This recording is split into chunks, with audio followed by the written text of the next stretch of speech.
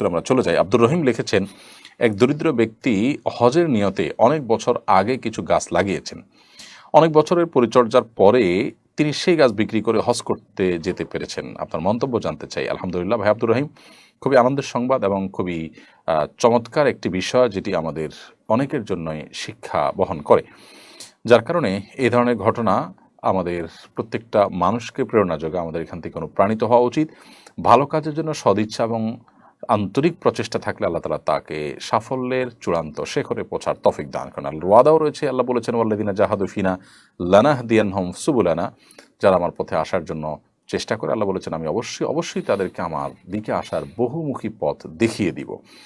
আমরা যারা বাইতুল্লাহ হজ করতে পারিনি, আমরা অর্থের অভাব বা আমাদের সামর্থ্যের অভাব, নানা রকমের অজুহাত দিয়ে থাকি। এই অজুহাতগুলো যে যথার্থ নয়, বরং আমাদের আন্তরিকতা, আন্তরিক প্রচেষ্টা, আমাদের ঐকান্তিক চেষ্টা, আমাদের সার্বিক আপনার সদিচ্ছা এবং নানামুখী উদ্যোগ গ্রহণ করাটা যে কর্তব্য, সেটি আমরা পালন করতে কার্পণ্য করে থাকি।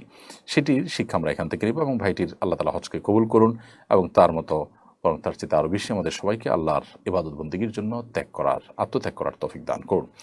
আশিক